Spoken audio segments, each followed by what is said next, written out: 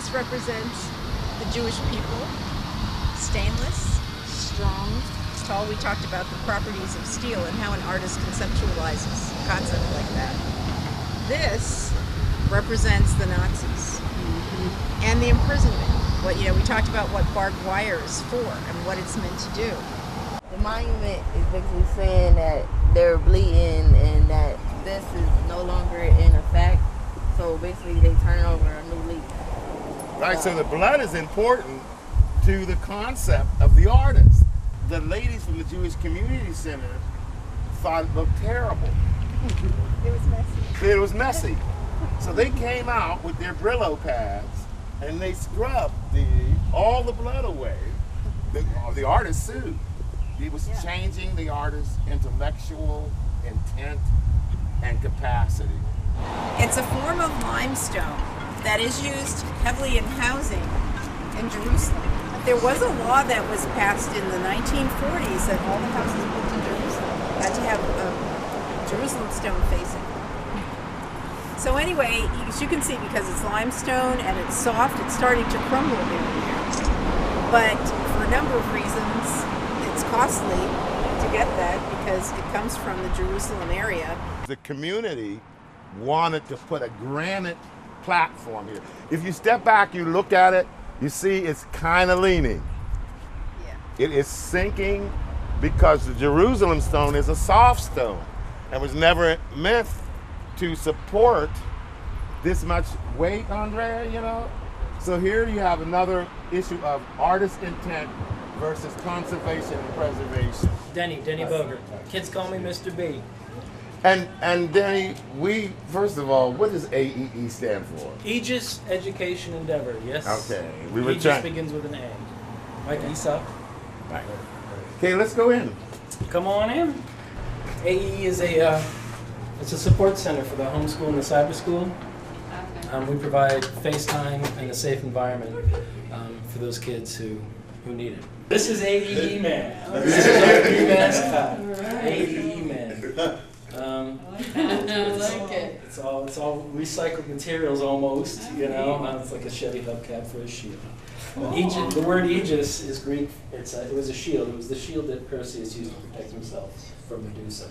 So we created a superhero because we talk here a lot about using our powers for good. And we have the kids trying to figure out what their own personal powers are. And we try and bring their academics to them based on what their strengths are. So we, of course, had to have an embodiment of that. That notion of bringing the academic and the strength together is about what we did with the Frisbee. First people said ultimate Frisbee, but the notion of physics, of velocity, of distance, rate, timing, distance, we were able to teach all those mathematical elements. We have been learning about trains. We also have been learning about train safety, about engines, and about speeds, about interesting things about the train. And we went on a train ride yesterday. It was my first time on the train. First time on a train? I got a glow stick. These were some of them. And what did you like most about the experience? I liked that we went to a restaurant after we got off the train. Do you remember one thing that Miss Joyce told you yesterday that you'll share with us? One thing she told you yesterday that you can share with us. Oh, they don't hole punch your tickets anymore. They scan them. Oh, technology has changed the conductors. I remember when the conductor used to staple it and he had little white dots all over his trousers after that, Now they scan it. That was good. Well, this is our girls' summer enrichment program. It's for girls only, and we wanted to have something for the girls in the community because there are a lot of avenues for boys, but we didn't have enough things for girls.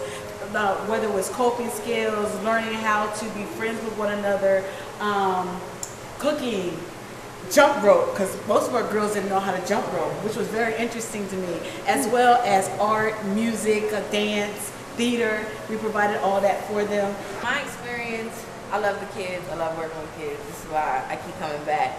But my experience over the summer, it was great.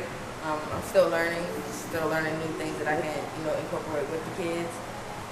The kids have gave me a lot of love because I lost my sister this year. So they have been my strong support system. They're the reason why I get up every day, keep smiling because they help me. So yeah. And some of the projects that you did here? Here we did a photo collage of how they see their future with using magazines. At the other Boys and Girls Club, I also did like a picture frame. They draw a little picture in it, took it home to their parents. We did Father's Day cards. I did aquarium using scraps, toilet paper rolls, collect those. We made octopuses out of those, crabs using their hands. So, we just got to be creative. We are now Arts, Culture, and Tourism, ACT. And so our thing is act out, act right, act up, the whole action thing. So we had all these things that said Department of Recreation and Metro Bank, and they're all turned into... And I told him, I said, can I have those bags? He looked at me, he's like, okay, everybody's like, what are we going to do? Now they see. Right. And that was the whole thing. Share with us what you just put in your bag. You want to show them your bag? Show them your bag and what we just did. Which one's your bag, Kamaya? Wow, look at her tomatoes. And what else did we put in there? You remember what else we put in there? Basil. Basil. And she's learning that tomatoes and basils like each other. Okay. So everybody's bags in here are getting ready to go home. Here's some peppers that we grew, tomatoes. We got squash. They're just a little wilted because we're transplanting. So as soon as they get home, they can put them in the ground or keep them in the bags. And they all tasted chard today. The colorful chard has a little bit more taste, but so far everybody seems to like it. I told them they can make it in salad greens or steam it like they do greens. So something a little different. So what are we building? A birdhouse. So why are we building birdhouses? For the birds to live in. They a couple weeks ago they learned about what birds are in the park here, and so we're kind of studying the different birds and the different size houses they like to live in. So we're going to be after these are finished, we're going to be painting them, and in the spring we're going to be putting them in the park around the park for the birds to inhabit. What kind of birds are in the park? Bluebirds and singing birds. Oh yeah? Singing birds.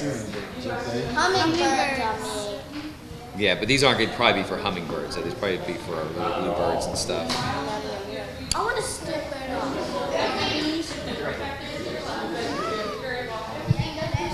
You want to say who you are? Do you want to say your name? Tell me your name. Frida. What is it? Frida. Frida. What's your favorite kind of bird? Hummingbirds. Hummingbirds. So tell me your name. My name is Serenity. Yeah? What's your favorite kind of bird?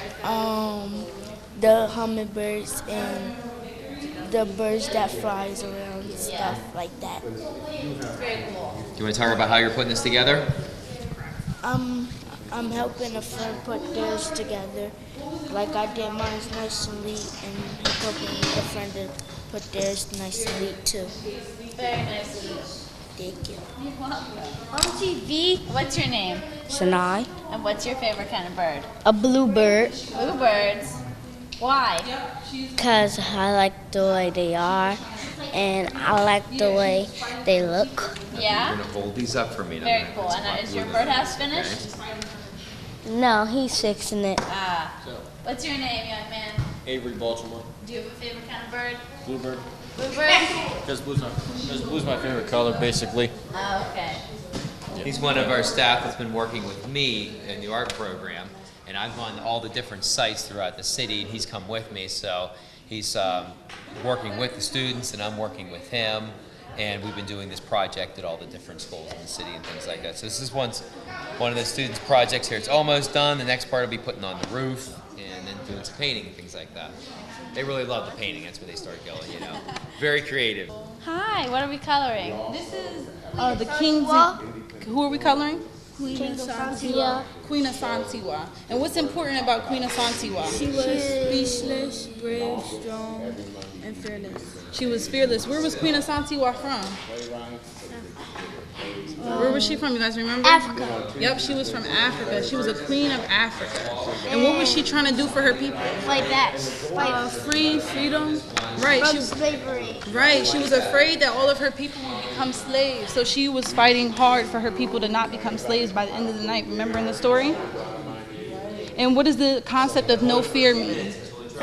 Don't let fear freeze you. Why not? Because you won't reach your goal. Right. So if you're afraid to do that activity that you really, really love doing, which is your passion. We talk a lot about our passions and the characteristics of the great kings and queens that came before us and how they can use those characteristics in their own life to achieve their goals. So yesterday we just kind of made them their crowns, and in this evening we'll be crowning them and putting them on their heads. Excellent.